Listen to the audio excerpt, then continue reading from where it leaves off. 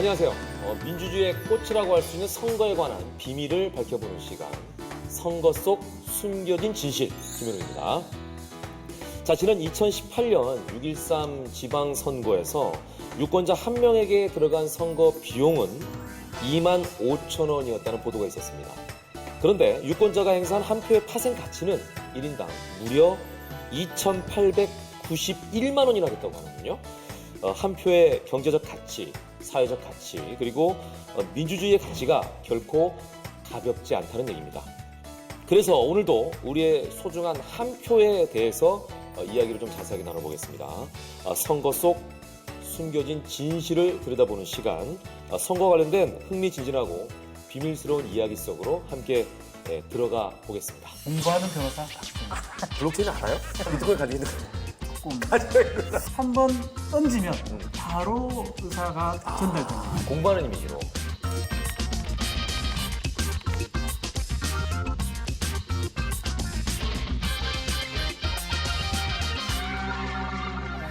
해킹을 방지할 수 있을까? 역기능의 기술도 동반해서 발전해오기 때문에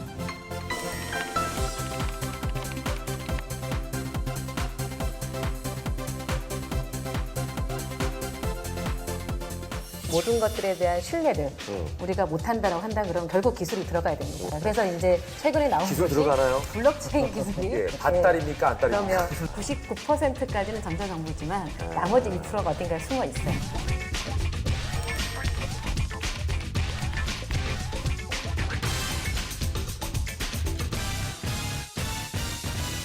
자, 오늘도 선거 속 숨겨진 이야기들을 재미있는 형식으로 저희가 좀 다채롭게 나눠보려고 합니다. 오늘 주제는 뭘까요? 바로 전자투표입니다. 전자투표. 저희는 이제 직접 가서 지금 투표를 하고 있는 그런 시스템인데, 전자투표는 이제 말 그대로 뭐 어떻게 본인이 가야 되긴 하겠지만 네. 지금처럼 이렇게 종이에다 하는 게 아니라 말 그대로 어떤 뭐 전자상의 어떤 서명이나 뭐 이런 걸 통해서 하는 투표를 얘기하겠죠. 자, 오늘날 4차 산업혁명이 전 세계 곳곳에 큰 영향을 주고 있는데요. 선거에서도 이에 따라서 아주 큰 변화들이 일어나고 있습니다. 바로 전자투표가 그래서 큰 관심을 받고 있는 상황인데요. 전 세계에서 전자투표가 성공적으로 운용되고 있는 대표적인 국가가 있습니다. 바로 인도입니다. 카레의 나라, 우리는 카레의 나라라고 알고 있고 알고 있는 인도인데 아마 많은 분들이 예상 밖이다라고 생각하실 것 같아요. 왜냐면은 최근 뉴스를 보면 뭐 화장실도 많이 부족하고 뭔가 잘 못 사는 국민들도 많고 좀 낙후돼 있다라는 생각을 많이 할 텐데 가장 선진적인 방법인 전자투표가 인도에서 이루어지고 있다라고 하면은 좀 의아하다 하는 분들이 계실 겁니다. 자, 여기에 대해서 자세히 알아보겠습니다.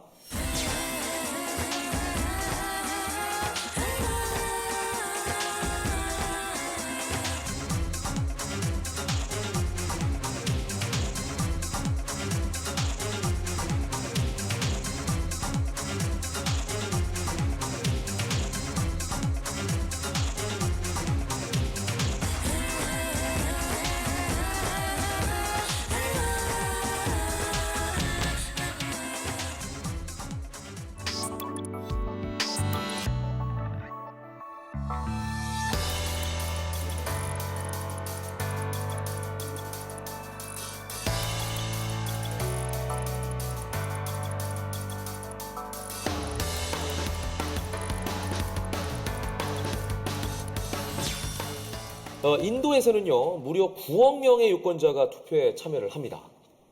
그러니까 유권자 수가 엄청난 거죠. 9억 명. 예, 9억 명입니다. 세계 최대 규모의 민주주의 국가에서 벌어지는 투표라고 할 수가 있죠. 교수님께 먼저 여쭤보겠습니다. 이런 인도에서 전자투표가 왜 활발하게 이루어지고 있을까요?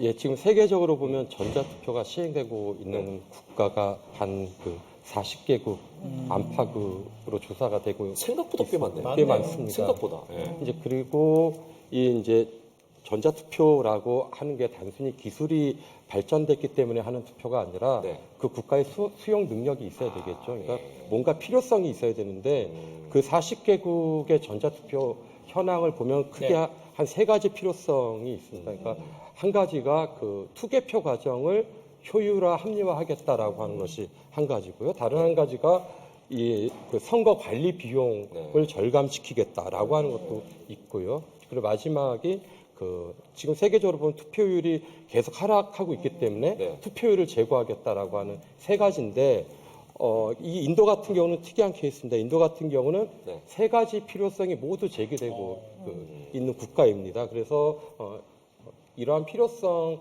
때문에 이제 인도가 전자투표를 또 시행할 수가 있고요. 네. 이제 그런데 이게 인도가 상당히 IT가 발전된 이제 국가라고 예. 하는 점도 중요하고요. 네.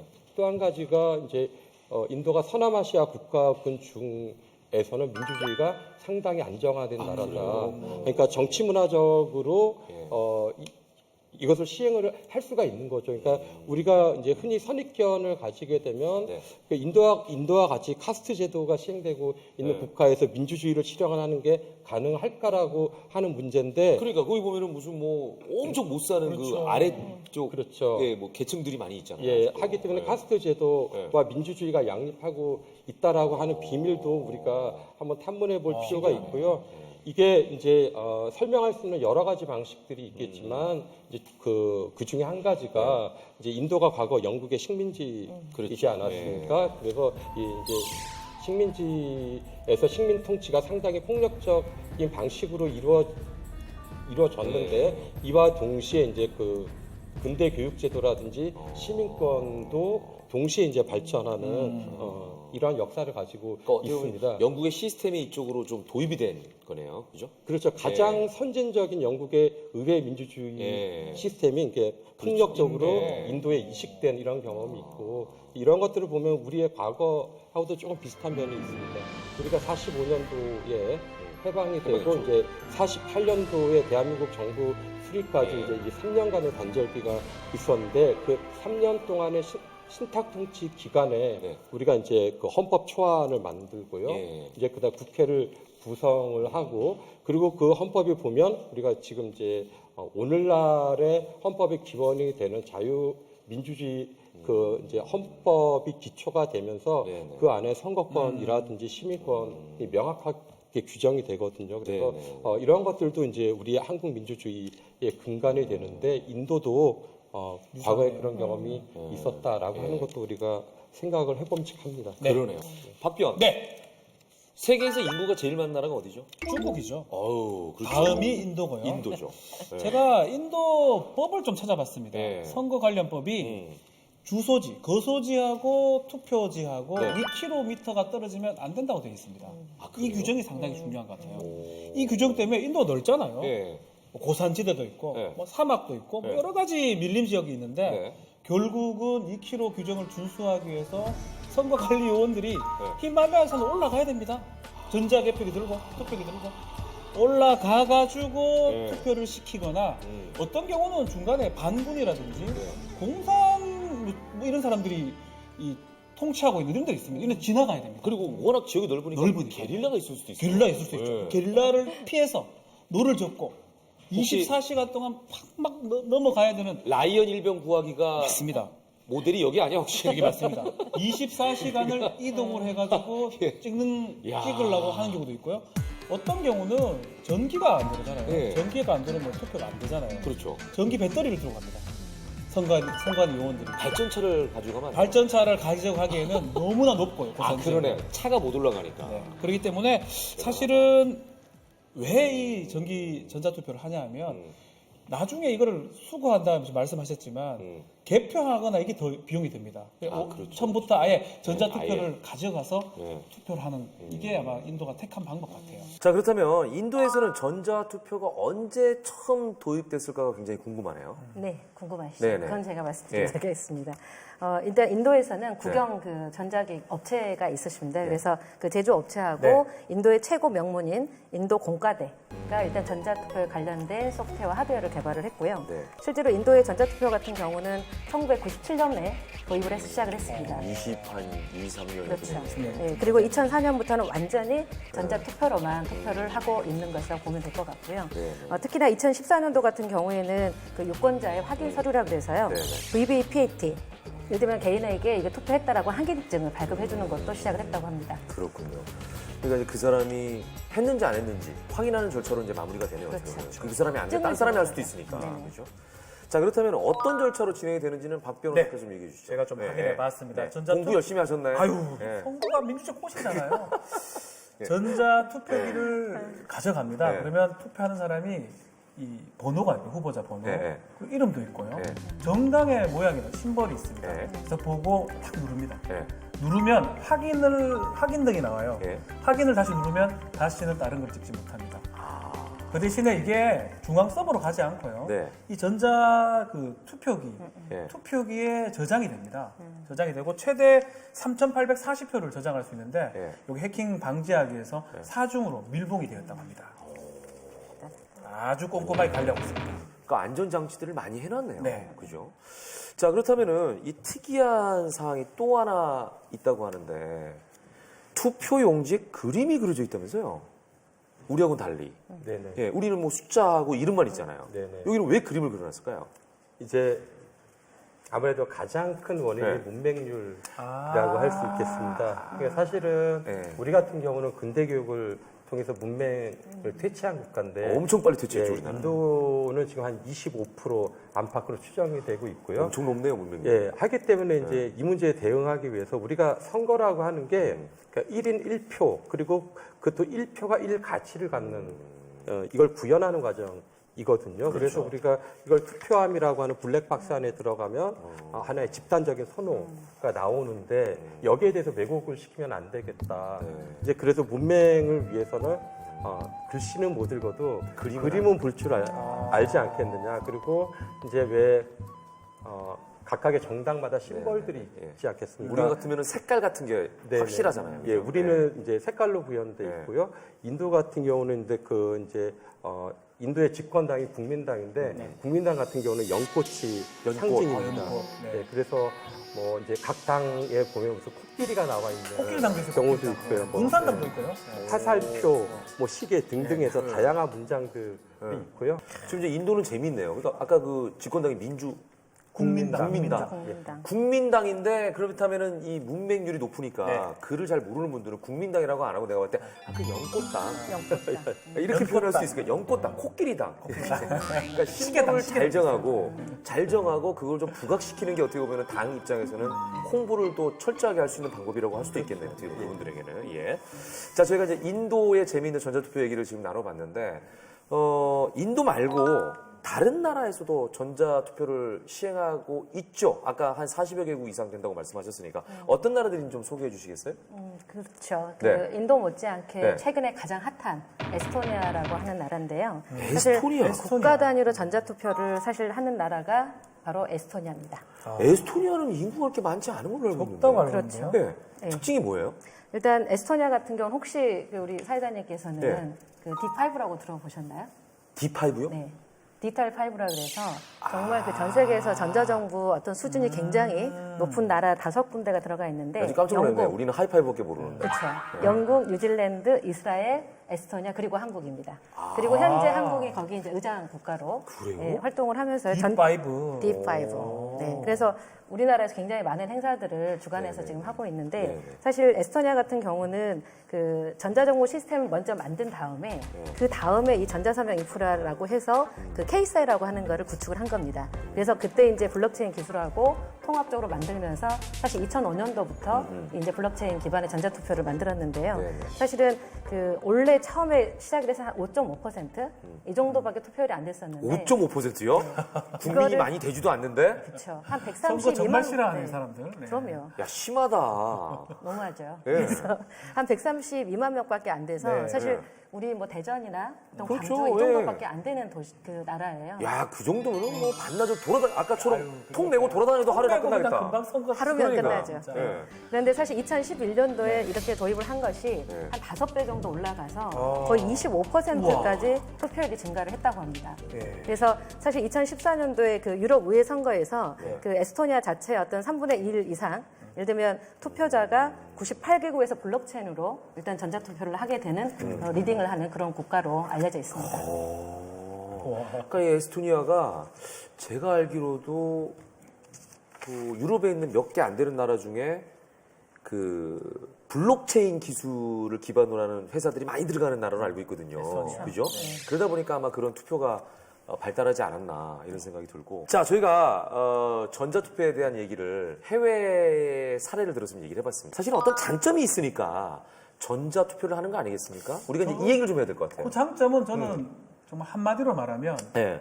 결과의 신속과 정확 같아요. 빨리 과정은 나온다. 조금 힘들지만 빨리 나온다. 예, 결과가 정확하고 신속할 수 있다. 신속 정확. 투표해놓고 기다려야 돼. 두 달 기다리면 이게 뭔 투표입니까? 그리고 투표해놓고 관심도 사라지고 사라져버려요. 어느 순간 되면은 그냥 뭐 누가 돼도 몰라. 내가 누구 찍었지? 그러니까 자기가 찍은 것도 까먹고. 그러니까 투표의 결과의 신속 정확. 이게 전자투표의 가장 큰 장점 같아요. 자, 두 분이 생각하는 전자투표의 장점은 뭐라고 생각하세요?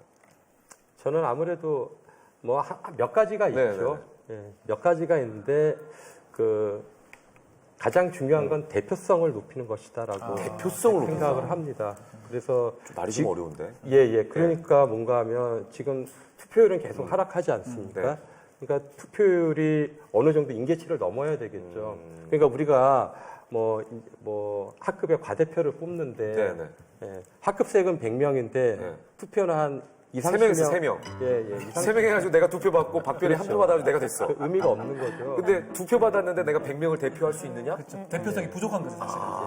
특히 우리나라 같은 경우는 투표율이 더 높아야 되는 게 우리는 그러니까 그 승자 독식의 게임이에요. 맞아요. 그러니까 2등의 표는 반영되지 않아요. 그러니까 1등만 표를 다 가져가기 때문에 당연히 다른 나라보다 투표성이 높아야 되고요. 만약에 우리가 그러니까 중선거구제나 네네. 대선거구제를 했다. 그럼 합리적으로 뭐 2등, 3등 표도 이렇게 분산해서 대표가 된다 그러면 사실 투표율이 큰 문제가 되지 않을 수도 없는데 우리는 국회의원, 지방선거, 그렇죠. 대선 다 전부 다. 소선거주 한 명이에요. 예. 물론 지방선거에서 이제 광역선거는 지금 중선거구제를 하고는 있지만, 근데 이제 중선거구제를 하고는 있지만 양정당, 대정당들의 카르텔이 형성돼 있기 때문에 네네. 제3당의 대표성이 확보가 안 되고 있죠.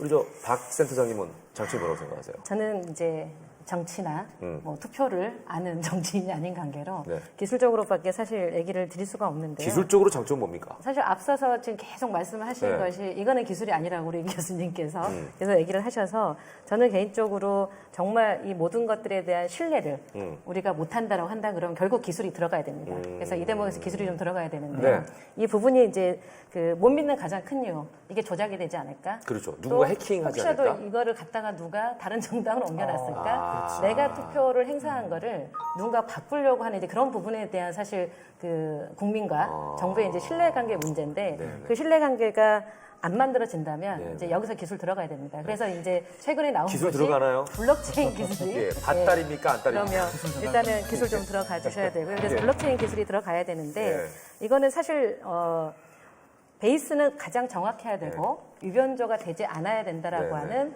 그 분산 처리라고 하는 새로운 기술을 적용한 네. 어떤 IT 테크놀로지라고 보시면 될 것 같습니다. 예. 그래서 뭐 기술에 관련된 것도 나중에 따로 얘기를 하겠지만 네. 일단 우리나라가 이 전자투표라고 하는 방식이 방금 이런 기조하에서 되려 그러면 결국 강력한 기술이 뒤따라가 줘야 되지 않을까. 자, 이 블록체인과 전자투표가 그렇다면 어떤 연관성이 있는지 이걸 좀 한번 살펴봐야 될 필요성이 있을 것 같습니다. 먼저 준비된 영상을 보시고 이야기 계속 이어나가겠습니다.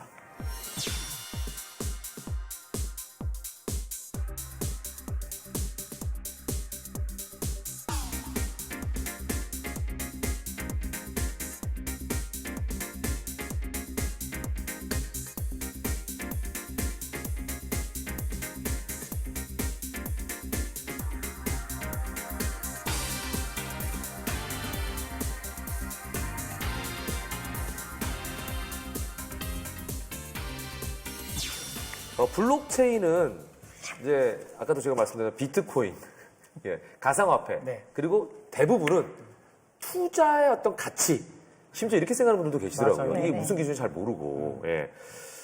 전자투표와 어떤 관련이 있는지를 한번 좀 짚어봐야 될 것 같습니다. 제가 준비했습니다. 공부하는 변호사 박지준입니다. 블록체인 알아요? 가상화폐를 비트코인 가지고 있는 거 아니야? 했어야 되는데 이런 아니, 생각은 비트코인 가지고 있는 거 조금 가지고 있는 거. 이 블록체인 기술이라는 게 예. 이 지금 계속 얘기하지만 예. 데이터를 위변조를 방지할 수 있는 아주 최첨단의 기술이 알려져 있고 네. 이 블록마다 자신의 정보를 저장하고 있기 때문에 남이 임의로 들어갈 수도 없고요. 또 열람은 가능하지만 변조라든지 어떤 바꾸는 게 불가능한 그런 기술을 칭한다고 합니다. 근데 좀 너무 어려워요. 그렇죠. 그래서 공부는 예, 했지만 예. 구체적 내용은 센터장에 넘겨야 될 것 같아요. 예. 네, 사실 이거를 이제 이야기하기 전에 네. 도대체 블록체인 기반의 전자투표와 네. 기존의 이제 전자투표가 어떤 어떻게 차이가 다른지. 있는지 사실 이거를 간단하게 말씀을 드리면 네.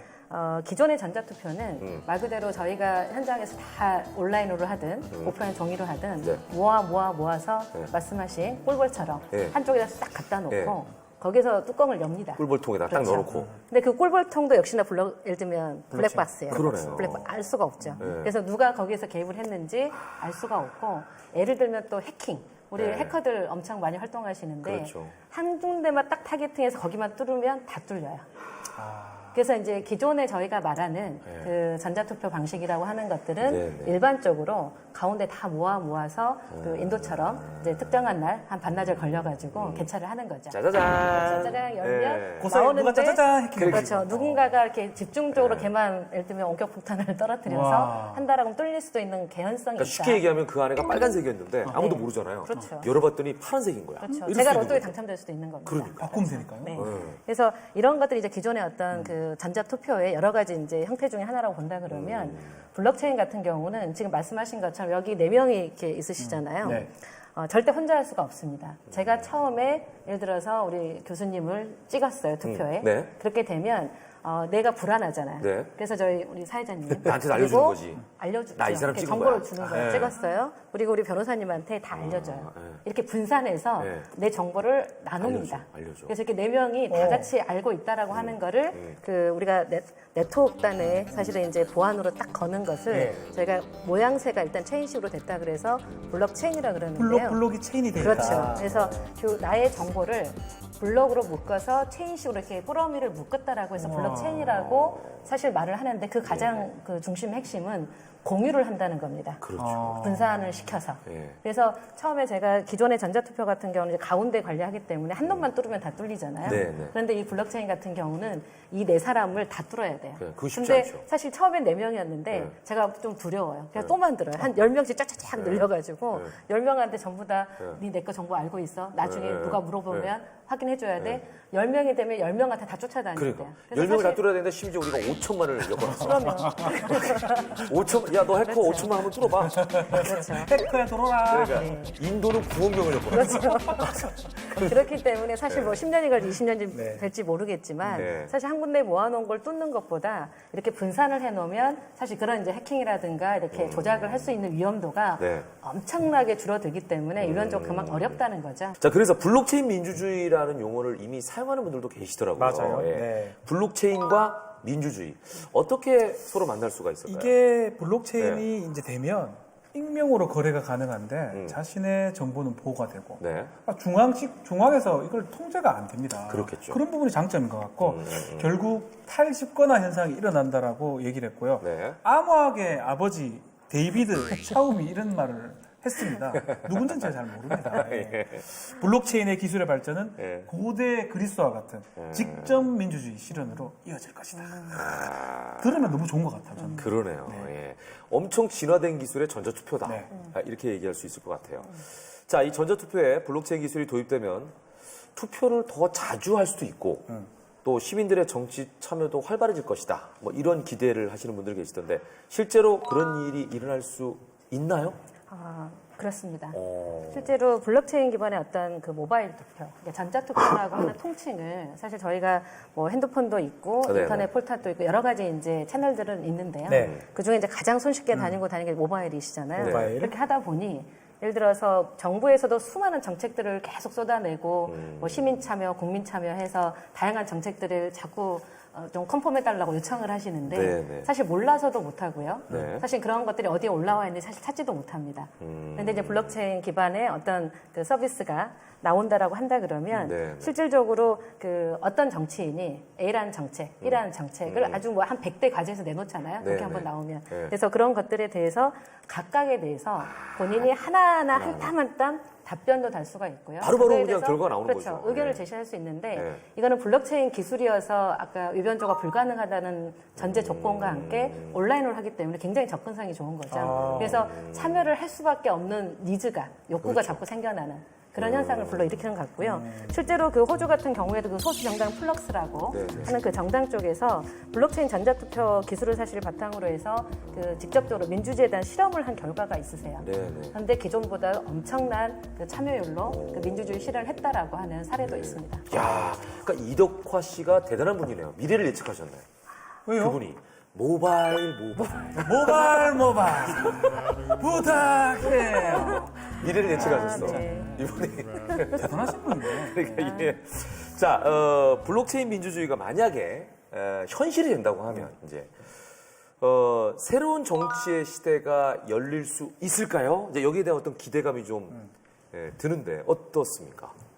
예, 아무래도 그 새로운 기술이 등장하고 계속 발전해가면 네. 비단 뭐 그 투표뿐만 아니라 사회 여러 군데서 네. 그리고 우리 이제 삶에서 이제 아무래도 이익되는 이런 결과들은 많이 나오겠는데 네, 네. 이제 다만 우리가 이제 이 그 투표 네. 선거라고 하는 부분에서는 좀 상당히 좀 그 이 엄중한 책임성이 그 책임성이 요구되지 네, 네. 않습니까? 그래서 우리가 이제 이런 부분 여러 가지 고려는 좀 해볼 필요가 있다. 제가 한 예로 말씀드리면 네. 지금 보면 그 이제 선거라든지 의회 정치가 가장 발전된 국가로 우리가 흔히 영국을 그렇죠. 네, 영국을 들지 않습니까? 영국 같은 국가는 2000년대까지 선관위 없이 선거를 진행을 해온 국가예요. 그러니까 그래요? 상당히 정치적인 문화 수준이 높다고 볼 수가 있고요. 그러니까 선관위가 관여를 하지 않아도 알아서 그렇죠. 돌아간다. 알아서 된다는 예, 얘기죠. 예. 그러니까 2000년대 들어서 영국에서 국민대표법이라고 예. 하는 게 만들어진다. 그 배경이 뭔가 하면 네. 영국의 정치나 민주주의가 발전된 모델임에도 불구하고 투표율은 계속 떨어지고요. 그리고 기성 정당에 대한 불신도 계속 높아져요. 우리 사회하고 똑같습니다. 이제 이러다 보니까 영국의 이제 의회가 그럼 영국의 선거 과정을 현대화를 하자 그래서 그러니까 일렉토럴 모더나이제이션이라고 하는 프로젝트를 시행을 하게 됩니다. 그래서 이제 그때 많은 새로운 투표 방식이 도입이 되는데 그러니까 우리가 지금 생각하고 있는 모바일, 문자, 그러니까 쌍방향 TV, 뭐 거의 모든 투표 방식이 도입이 됩니다. 그래서 각각의 이제 그 특히 지방선거를 할 때 신청을 받아가지고 네네. 비용을 지불을 해주고 이렇게 관리를 해왔는데 쭉 10년 가까이 해오면서 지금 현재 잠정 보류를 시켰어요. 뭐 안 왜요? 좋다 이 말입니까? 그러니까 이게 그 영국 사회는 투표율을 높이기 위해서 했단 예, 말이죠. 예. 이제 그랬더니 비용은 많이 들어가는데 투표를 안 높아져요? 투표율은 신장되지 않더라. 의미가 없는 거잖아요. 이제 그러니까 우리가 단선적으로 좋은 기술이 도입되면 투표율이 그냥 올라갈 것이다. 것이다라고 예. 하는 게 굉장히 납관적인 사고라고 하는 거죠. 그리고 예. 실제로 영국에서 해봤더니 전자투표보다는 우편투표가 투표율을 더 높이는 아, 거예요. 그래요? 예. 해서 보내는 게? 예. 우편투표가. 그러니까 영국이라든지 유럽 사회에서는 네. 우리 뭐 그 택배 문화 비슷하게요. 그러니까 전통 방식을 좋아하네. 콘텐츠를 사회적으로 유통시키는 이런 문화가 이제 계속 발전을 해왔거든요. 중세 네, 때부터. 네, 네. 하니까 이러한 영향이 있지 않겠느냐. 다르네요. 그래서 우리가 하나의 정책을 도입을 할 때는 이제 거기에 당연히 비용이 수반이 되기 때문에 이런 문제도 고려를 해야 될 것 같다 이런 생각이고. 일단은 그 영국이 실패한 이유는 제가 봤을 때 모바일이나 이런 전자투표를 한 다음에 포인트를 안 줘서 그래요. 그러니까 영국은 실패한 다음에 포인트를 좀 가점을 줘가지고 올라갈게 했으면 어땠을까 이제 이런 재미있는 상상도 해보는데. 그럼 이제 만약에 이제 가정에서 제가 질문 드린 건데 블록체인 민주주의가 되면 예. 그러면 새로운 문화는 형성이 되겠죠. 그러니까 기술적인 측면만 보면 저 개인적인 네. 생각으로는 블록체인을 통한 선거는 네. 이전의 기술보다 당연히 신뢰도가 높을 것이다라고 네. 이제 생각은 하는데요. 네. 이제 한 사회 집단이 있으면 동일한 기술적인 인식을 갖기가 좀 어렵겠죠. 그래서 그러니까 선험적인 인식들 그리고 과거의 경험들 이런 것들이 내 어떤 지식이나 의견을 형성하는 데 영향을 많이 미칠 거라고요. 그래서 이런 면으로 봤을 때 당연히 어떠한 의문점도 제기될 수 있겠다. 그러니까 예를 들어서 진짜 블록체인은 그 해킹을 방지할 수 있을까? 네, 네. 특히 이제 선거 같은 경우는 투개표 이후에 문제 상황이 발생됐을 때 재검표를 할 수 있어야 되는데 이 블록체인의 결과, 선거 결과를 신뢰성 있는 재검표로 가져갈 수 있을까? 그리고 항상 기술이라고 하는 게 이게 공공성이 높은 선한 기술이 발전을 하게 되면 항상 그러니까 역기능의 기술도 동반해서 발전해 오기 때문에 이러한 면에서 그 앞으로 미래 차원에서 이것들이 대응이 가능할까? 저는 개인적으로 전자투표를 지지하는 그 입장입니다. 네. 지지하는 입장인데 그 전자투표 그 자체가 맹목적인 목적이 되기보다는 네. 유용한 도구로 활용되어야 한다. 이러기 위해서는 정말 사회적인 합의가 굉장히 합의가 중요하고. 굉장히 필요한데요. 합의와 신뢰, 믿음, 예. 이런 그 키워드들이 굉장히 중요해요. 자, 어쨌거나 이제 블록체인 전자 투표를 만약에 한다라고 하면 투표의 형태가 지금에서는 완전히 바뀌는 그런 시스템이 될 텐데 이러면은 이제 새로운 민주주의라고 볼 수 있나요, 박 센터장님? 그렇게 봐야 될까요? 그러니까 저는 라는 이제 생각이 지금 갑자기 모르니까 이제 드네요. 궁금하네요. 새로운 그래서- 민주주의인지 아니면은 그냥 원래 민주주의인데 예를 들면 방식만 기술적인 바뀌는 방식만 좀 바꾸는 건지. 그렇죠. 사실은 네. 장 교수님께서도 앞에 굉장히 많은 그 신중론을 얘기를 해주셨는데요. 네, 네. 사실은 그 우리나라의 전자정부는 항상 그런 것들을 위해서 온라인과 오프라인을 병행해 오는 소위 말해 하이브리드 그러니까 뭔가를 전자정부를 남기는. 그렇죠. 네. 그래서 항상 백업이 있습니다. 아. 그래서 99%까지는 전자정부지만 나머지 1%가 어딘가에 숨어 있어요. 뭐 민주주의 얘기하기 전에 또 하나는 사실은 이거는 이제 전자투표냐 블록체인 기반의 전자투표 이런 건 툴이에요. 네네. 그 장 교수님 말씀해 주셨지만 그런 어떤 그 수용성에 관련된 부분들은 네. 사실 굉장히 이제 정치적인 부분이라서 저처럼 그 기술 전문가가 말씀드리긴 좀 어렵지만 사실은 이런 것들을 이제 동료하기 위해서 또 다른 정책 분야라고 한다 그러면 동료를 하기 위한 어떤 마일리지들. 그러니까 정말 포인트 그러니까, 말씀하셨는데 네, 정말 중요한 포인트. 아, 나 농담으로 했는데. 진짜 중요한 포인트입니다. 그죠? 그래서 그러면은 진짜 다 참여할 것 같아요. 왜- 세금을 감면해 주는 거나요? 그런 것도 많이 포인트입니다. 아니, 그러면 제 아내는요, 네, 일부러 온라인에서 사요. 포인트 마일리지. 포인트 적립이 싸게 되니까. 살라고. 싸게 사기도 하면서 포인트 적립이 되거든. 그러니까 그래서- 그게 네. 여자들에게는 특히 큰 동료가 됩니다. 저도 되게- 주부들에게는. 예. 그 그렇죠. 투표하면은 포인트를 준다 그러면은 아마 여보 투표 날이 언제야? 그러면 1년 내내 기다릴 수도 있어요. 그러면 그런 마일리지가 사실 우리나라 정책에서 굉장히 중요한 부분을 차지하고 네. 있는데요. 적당한 보상 그리고 적당한 어떤 서비스 모델을 잘 만들어서 예. 정책 참여 관심을 높이는 거는 사실 네. 마일리지만큼 좋은 거는 현재는 없는 것 같아요. 네. 근데 사실은 이런 부분들이 한다 그래서 갑자기 뭐 민주주의가 확 바뀌지는 않겠지만 사실 이 블록체인에 기반 있는 전자투표가 가져온 민주주의 형태는 굉장히 하드했다. 그러니까 우리가 고체 뭐 민주주의에서 뭐 리퀴드 민주주의로 바뀌었다. 뭐 이런 얘기들을 좀 많이 하고 있는데요. 사실 그 리퀴드 민주주의에 관련된 얘기들은 굉장히 이견이 많아요. 사실 액체라고 하는 것이 어디에다 넣어도 굉장히 모양이 이국적으로 변하잖아요. 바뀌는 네. 것들이잖아요. 그래서 굉장히 그 어떤 사회 환경 그리고 새로운 정책 이런 부분들에 대해서 굉장히 이제 흡수 변화를 빠르게 받아들인다. 이렇게 해서 쌍방향 커뮤니케이션이 굉장히 잘 되는 어떤 그 정말 잘 나가는 민주주의처럼 설명도 하는데요. 사실 이거를 그 독일의 해적당이라고 하는 데서 네. 이미 2000년대 초반에 그 인터넷이 막 이렇게 붐이 일었을 때 네. 지금 뭐 이런 기술들 나오기 전이죠. 예. 이렇게 할 때 그 리퀴드 피드백이라고 하는 그 당에서 의사결정 전 시스템을 도입한 적이 있답니다. 네. 근데 사실은 2007년도 한 전후 해가지고 굉장히 또 문제가 발생을 했어요. 사실 이제 역시 엮이는들이죠. 약간의 부작용이 있구나. 그렇죠. 네. 뭐 부정이라기보다 익명성을 또 보장받는 것이 인터넷 아니겠습니까? 그래서 사실 그런 것들 때문에 이제 부정적인 의견들이 모아서 좀 부정의 좀 상황들이 많이 발생을 해서 사실 시작은 굉장히 의미 있게 시작을 했지만 좀 이슈가 있었던 사례도 있었고요. 사실 그런 것들 때문에 결국은 또 다시 돌아와서 이 블록체인이라고 하는 기술이 그런 이제 부정들을 좀 더 강력하게 막아줄 수 있는 보완의 수단으로 쓰일 수 있다라고 하는 부분이 다시 활성화가 됐고 실제로 이 그 리퀴드 민주주의 핵심은 말 그대로 기존의 어떤 민주주의가 1대1 나는 내가 원하는 쪽 한 번만 투표를 하고 한 번에 어떤 의사결정했다라고 한다 그러면 사실 리퀴드 민주주의는 내가 관심 없는 정책도 많을 거 아닙니까? 사실 변호사님은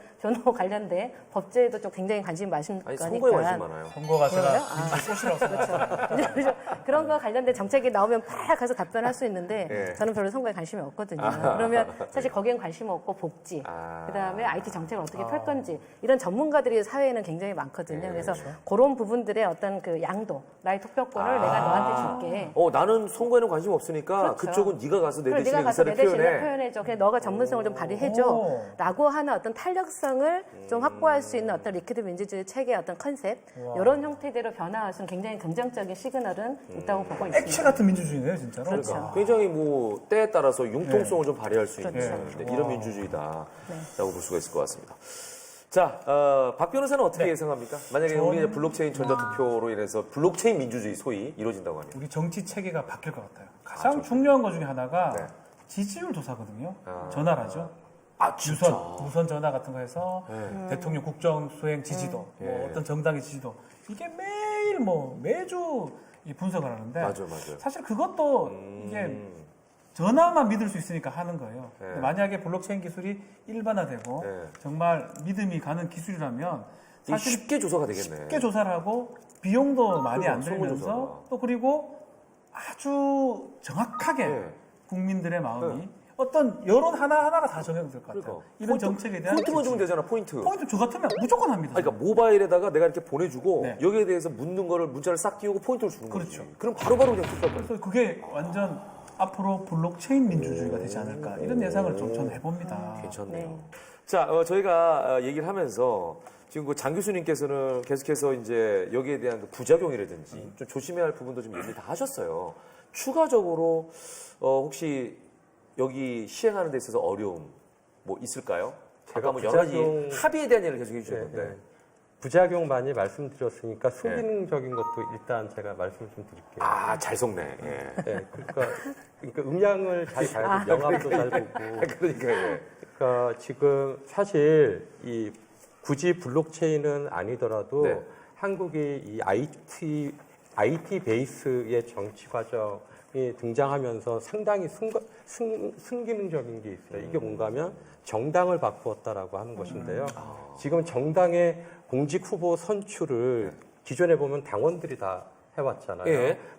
당원이 해오고 보스가 해왔는데 네. 이제는 국민이 한다라고 하는 겁니다. 소위 이제 한국 사회에서 국민 참여 경선이라고 하는 게 일반적인 화두가 돼버렸죠. 예. 그래서 실제 보면 당원도 하고 국민들도 참여하자. 그 다 어떻게 합니까? 모바일 투표를 투표를 하잖아요. 합니다. 그래서 모바일 맞아. 제가 위험성을 지적은 했지만 일단 예선 과정에서 지금 우리는 공직선거라고 하는 본선에는 도입되기 어렵지만 일단 예선에는 성공적으로 도입이 되었다. 지금도 하고 있고요. 그렇죠. 그래서 전 세계에서 모바일 투표를 통해서 각 정당이 지금 그 대선 후보를 선출하는 굉장히 수준 높은 국가다. 여기에서 중요한 것은 그냥 다분히 기술을 이용했다라고 하는 것들이 아니라 그 정당을 지지하는 그룹들이 당원이나 보스의 벽을 넘어서 참여해서 내 손으로 후보를 결정한다라고 하는 것입니다. 굉장히 중요한 측면이라고 볼 수가 있겠고요. 네네네. 제가 명을 말씀드렸으니까 네네. 이제 암을 좀 아무나 계속 계속 얘기하시는데? 계속 얘기하셨어요. 아까는 암이 아니고 네. 제가 이런 걸 고려하자라고 하는 것이고 본론이 그럼 안 여기서 나오셨네요. 암은 진짜 예, 우리가 암이구나. 이제 이게 온라인을 활용하는데 네. 그냥 표를 행사하는 거, 투표. 예, 표를 행사하는 것만 너무 국한돼서 왔는데 네. 이 온라인을 통한 민주주의의 본질은 그 안에서 의사결정을 하는 과정입니다. 그러니까 의사결정의 합리성을 높여야 하는 거죠. 네. 그러니까 수기하고 심의하고 심도 있게 고민하고 의견을 나누는 과정들 이런 것들이 굉장히 중요하죠. 그래서 일단은 그렇게 해서 의사결정이 돼서 하나의 정책이 만들어지면 어떻게 되는 겁니까? 그건 막대한 국가의 세금을 부어서 운영을 해나가는데 그렇죠. 그게 실패를 해가면 엄청난 낭비죠. 엄청난 매몰 비용이 예. 발생을 하고 예. 그래서 저희가 지금은 우리한테 부여받은 과제는 우리는 표를 잘 행사할 수 있는 기술은 전 세계에서 가장 발전했다. 그러면 우리 현재 상태가 우리의 결핍된 부분은 무엇일까? 바로 의사결정의 퀄리티를 배양하는 이런 메커니즘을 온라인상에 구현해야 된다. 이게 좀 질을 높여야 된다. 이런 그러네요. 뜻이네요. 이게 이제 저는 이런 생각이 들었어요. 말씀을 들으면서. 그렇죠. 예를 들어서 이거를 결정하는 데 있어서 단순하게 그냥 1, 2, 3, 4 줘가지고 내가 그 중에 하나를 선택하게 하는 게 아니라, 그죠? 거기에 대한 내 의견이나 아이디어를 활발하게 개진할 수 있는 어떤 시스템이 있어야겠다는 생각이 드네요. 그게 완전 직접 민주주의. 그러네. 이게 이제 온라인상에서 되고, 이게 바탕이 된 블록체인 전자투표가 이루어진다고 하면 그것만큼 확실하고, 어떻게 보면 바꾸지 않아도 될 만한 이런 민주주의는 없을 정말 좋은 것 것이다. 같아요. 라는 생각을 지금 해보게 됩니다. 자, 아무쪼록 저희가 이제 이런 얘기를 하는 거는 지금 전자투표에 대해서 지금 뭐 이루어지고 있는 부분도 있지만 긍정적으로 요거를 마지막까지 가져가자라는 논의가 계속 이루어지기 때문에 저희가 이 얘기를 하고 있는 거 아닙니까? 네네. 현재 그런 논의들이 많이 되고 있는 거죠? 그렇죠. 예. 실제로 우리나라에서 전자투표 관련된 논의는 네. 사실 꼭 투표라는 행위가 아니더라도요. 지금 사회자님 방금 전에 네네네. 암을 얘기하실 때 희망을 얘기하신 것처럼 굉장히 많은 부분에 대해서 의견 개진의 채널을 다 열어놨어요. 지금 정말 모든 지자체 중앙부처들 가보시면 본인들의 포털이라든가 모바일을 통해 가지고 의견 수렴 채널들이 엄청나게 여러 채널로 들어와 있고요. 그래서 뭐 단순하게 투표가 아니라도 내가 이 정책에 대해서 어떻게 생각을 한다, 이걸 바꿔줘. 심지어 조례도 국민들이 의견을 제시할 수 있습니다. 지자체에서 만드는 조례도 만들 수 있고요. 또 그리고 물론 전문가들이 그 향후의 의사결정은 하지만 말씀하신 것처럼 그 잘못됐을 때 그 행정의 리스크 비용이라고 하는 건 어마무시하게 큰 내용이잖아요. 그래서 그런 것들을 아까 퀄리티 있게 의사결정하는 전문가의 터치도 중요하지만 일단은 의견들이 계속 모이고 있다라고 하는 것들은 굉장히 큰 노력을 하고 있고 가장 이제 비근한 애로 예탁 결제원 아시겠지만 주식 좀 하시는 분들이 알겠지만 주주의 의견들을 전부 다 이미 이제 블록체인으로 해서 받고 있고요. 그래요? 사실 그 성관이 같은 경우에도 작년에 과기부하고 이미 블록체인 시범 사업을 해서 이 전자투표를 시범적으로 성공적 운영도 했습니다. 그리고 우리 쪽에 굉장히 중요한 그 축산 이력, 예를 들면 외국에서 들어오거나 아니면 국내에서 유통체계 되는 중요한 어떤 그 프로세스를 타고 언제 어디서 누가 만들지 알아야 돼. 이런 이력 같은 것도 이미 블록체인 기반으로 해서 이런 서비스를 만들어 가고 있고요.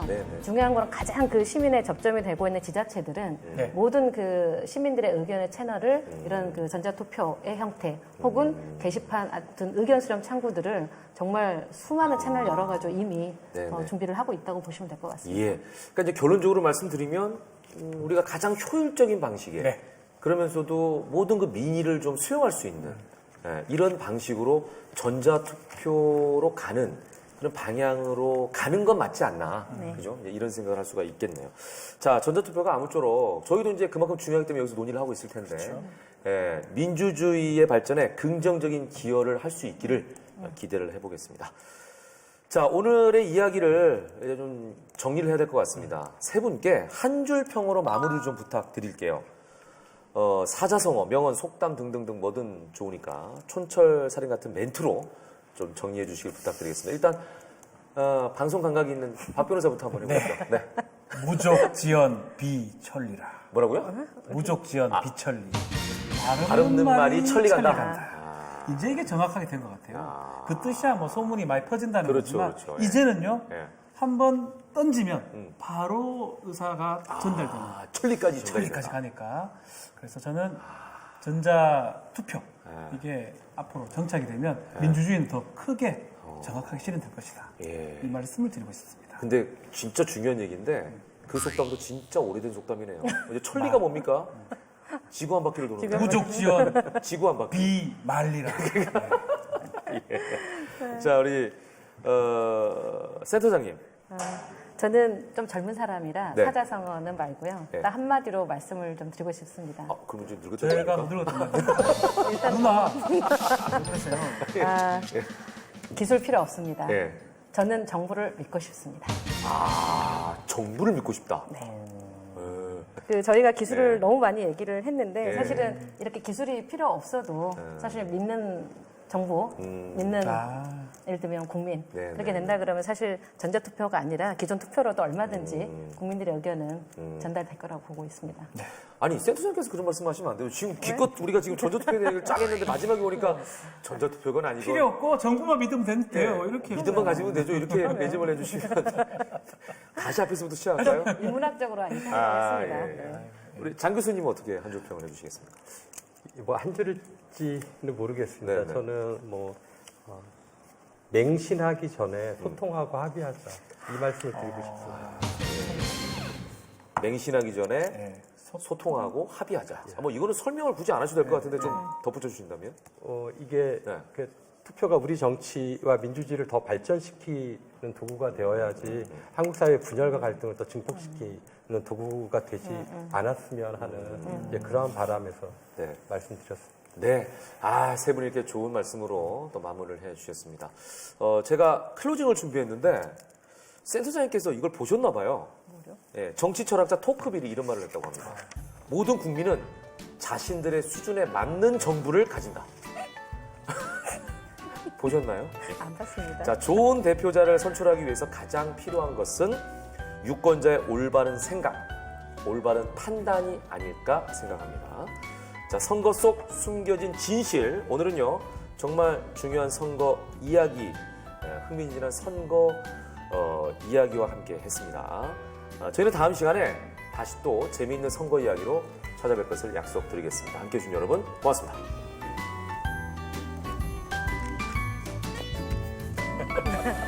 모바일